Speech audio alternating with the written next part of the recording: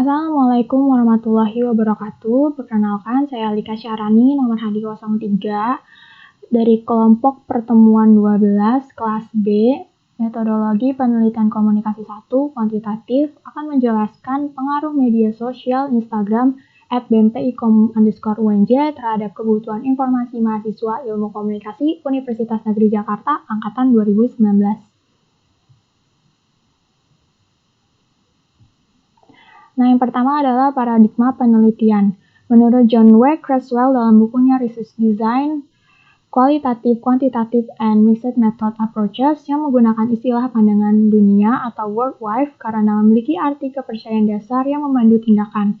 Peneliti lain lebih suka menyebutnya paradigma, epistemologi dan ontologi atau metodologi penelitian yang telah diterima secara luas.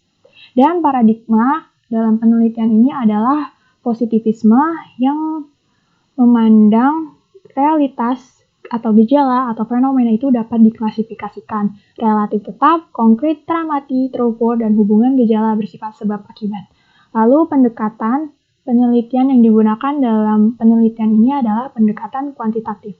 Menurut Sugiono tahun 2015 di halaman 14, bahwa pendekatan kuantitatif merupakan penelitian yang berlandaskan pada filsafat positivisme untuk meneliti sampel atau populasi tertentu dan pengambilan sampel dengan pengumpulan data menggunakan instrumen analisis data yang bersifat statistik. Yang dalam penelitian ini adalah meneliti hasil dari data yang telah terkumpul. Lalu metode penelitian yang digunakan dalam penelitian ini adalah survei. Menurut Sugiono tahun 2015 di halaman 14, penelitian survei adalah penelitian yang dilakukan pada populasi besar maupun kecil, tetapi data yang dipelajari adalah data dari sampel yang diambil dari populasi tersebut, sehingga ditemukan kejadian-kejadian yang berhubungan dari satu variabel ke variabel sosiologis maupun psikologis. Lalu ada jenis penelitian. Penelitian ini menggunakan penelitian deskriptif yang merupakan penelitian yang mengusahakan pendeskripsian sebuah peristiwa, gejala, atau kejadian yang terjadi di saat sekarang, yang mana peneliti mengupayakan membidik kejadian atau peristiwa yang menjadi pusat perhatian untuk selanjutnya dideskripsikan sebagaimana adanya. Menurut Sujana dan Ibrahim tahun 1989, halaman 64. Lalu populasi dan sampel penelitian ini adalah mahasiswa Ilmu Komunikasi Universitas Negeri Jakarta Angkatan 2019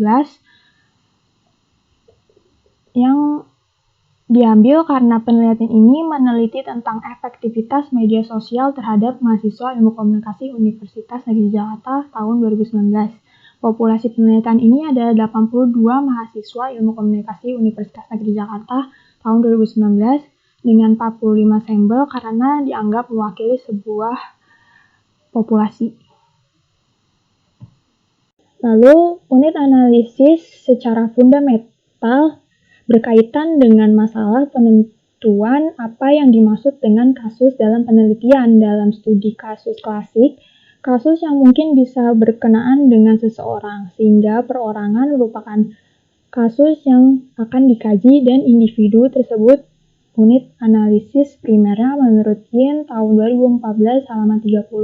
Berdasarkan pengertian unit analisis itu dapat disimpulkan bahwa unit analisis dalam penelitian ialah subjek yang diteliti kasusnya. Dengan demikian, unit analisis dalam penelitian ini adalah mahasiswa Ilmu Komunikasi dengan populasi mahasiswa Ilmu Komunikasi Universitas Negeri Jakarta Angkatan 2019.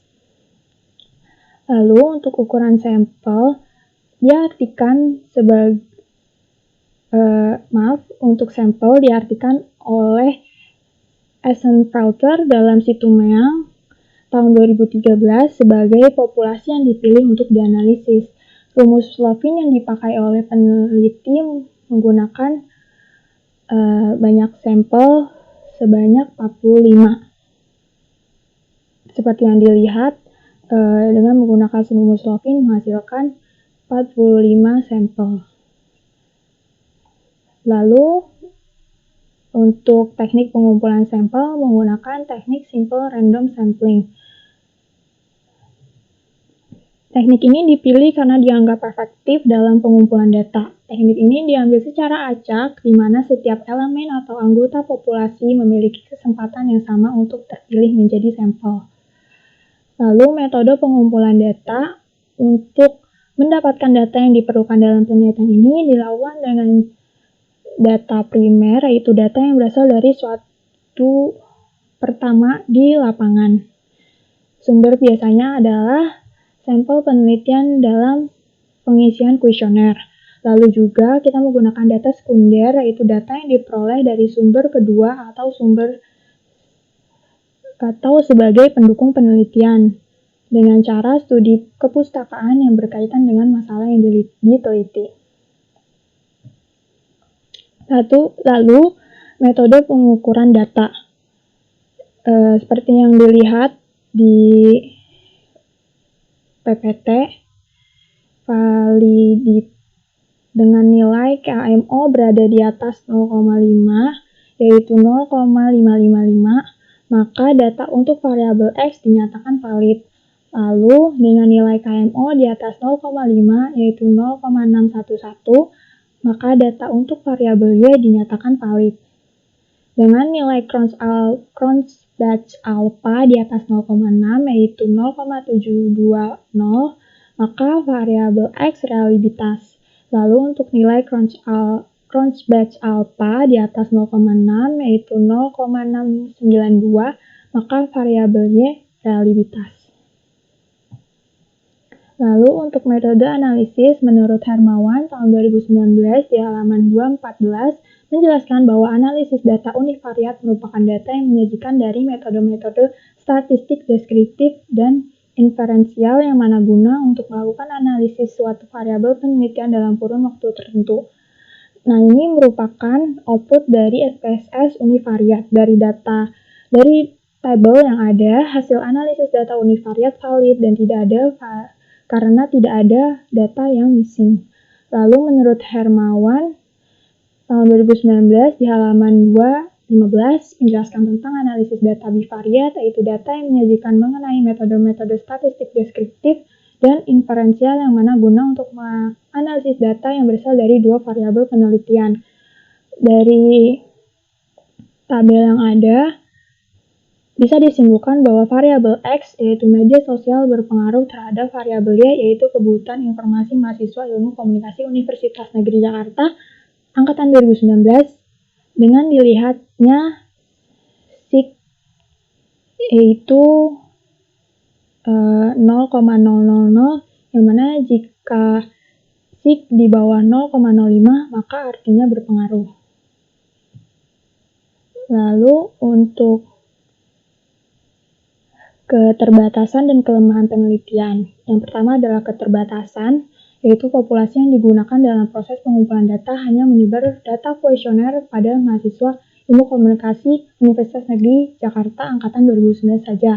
Jika ini disebar ke seluruh angkatan, maka hasilnya pun bisa berbeda lagi. Lalu untuk kelemahannya, yang pertama adalah konsep yang diambil oleh peneliti ini hanya membahas akun media sosial Instagram BEM Prodi Ilmu Komunikasi Universitas Negeri Jakarta bagi kebutuhan informasi Ilmu Komunikasi angkatan 2019 saja. Lalu teori-teori yang dipakai mungkin peneliti belum dapat mencakup semua teori-teori lain yang berkaitan mengenai pengaruh media sosial terhadap kebutuhan informasi. Lalu variabel yang digunakan dalam penelitian ini masih belum dapat mewakili semua bentuk pengaruh dari media sosial Instagram @bmpikom_unj.